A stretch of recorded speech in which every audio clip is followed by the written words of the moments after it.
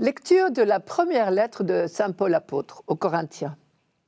Frères, que la grâce et la paix soient avec vous, de la part de Dieu notre Père et de Jésus-Christ le Seigneur. Je ne cesse de rendre grâce à Dieu à votre sujet pour la grâce qu'il vous a donnée dans le Christ Jésus. En lui, vous avez reçu toutes les richesses, toutes celles de la parole et toutes celles de la connaissance de Dieu. Car le témoignage rendu au Christ s'est implanté solidement parmi vous. Ainsi, aucun don spirituel ne vous manque, à vous qui attendez de voir se révéler notre Seigneur Jésus-Christ. C'est lui qui vous fera tenir solidement jusqu'au bout, et vous serez sans reproche au jour de notre Seigneur Jésus-Christ. Car Dieu est fidèle, lui qui vous a appelés à vivre en communion avec son Fils, Jésus-Christ, notre Seigneur. En cherchant une image qui puisse nous aider à entrer dans ce texte de Paul, il m'est venu celle de la boussole. Quoi qu'il arrive, une boussole digne de ce nom vous indiquera toujours le nord. Irrésistiblement, elle y revient toujours. Eh bien, pour Paul, un chrétien est comme une boussole. Il est tourné vers l'avenir. Et il faut écrire « à venir » en 2 mots. Si Paul prend la plume pour écrire aux Corinthiens, c'est parce qu'ils avaient un peu perdu le nord, sur certains points justement. Alors il leur rappelle ce qui fait à ses yeux la première caractéristique des chrétiens, l'attente. Vous qui attendez de voir se révéler notre Seigneur Jésus-Christ. Les chrétiens ne sont pas tournés vers le passé, mais vers l'avenir.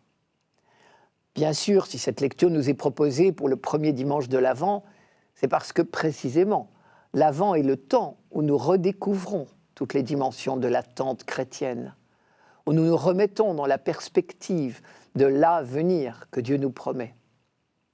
À un premier niveau, l'Avent est d'abord le temps de préparation à Noël.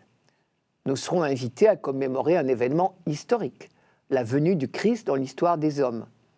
L'Avent est le temps de la préparation de cet anniversaire, et donc chaque année, à pareille époque, nous relisons dans la Bible les annonces des prophètes, les promesses de Dieu, promesses de salut, c'est-à-dire de bonheur.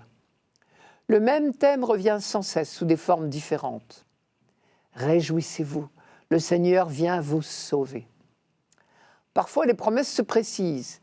C'est Isaïe qui dit « la Vierge enfantera » ou Jérémie « je ferai naître chez David un germe de justice ».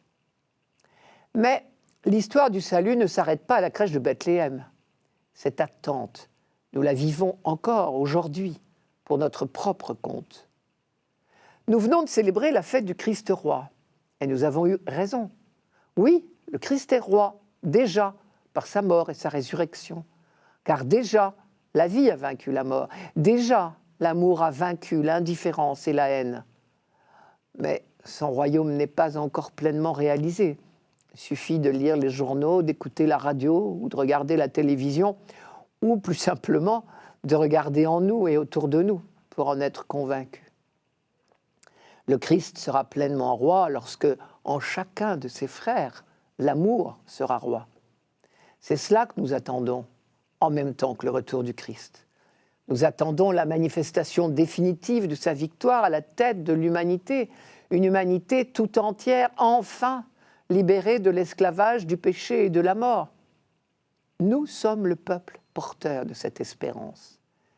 Même quand le mal, la haine, la violence, le racisme semblent mener l'histoire du monde, nous croyons, nous sommes sûrs que le mal n'aura pas le dernier mot.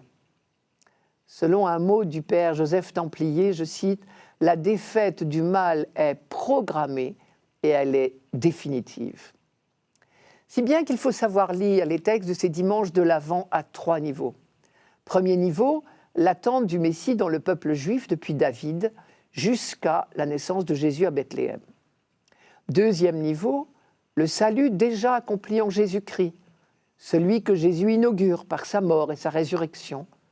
L'humanité est enfin capable, dans l'un des siens, Jésus, d'être pleinement accordée à l'amour et à la volonté du Père, c'est-à-dire de vivre à plein et exclusivement les valeurs de l'amour, du partage, de la solidarité, de la douceur, du pardon.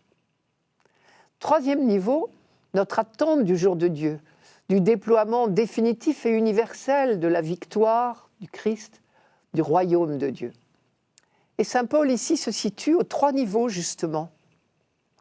On les lit très clairement dans ce passage. Premier niveau, ce projet de Dieu, grâce et paix, est prévu de toute éternité. Et tout au long de l'histoire biblique, le peuple élu en a pris de mieux en mieux conscience. Deuxième niveau, la grâce est déjà donnée. Ce projet de Dieu est déjà inauguré en Jésus-Christ.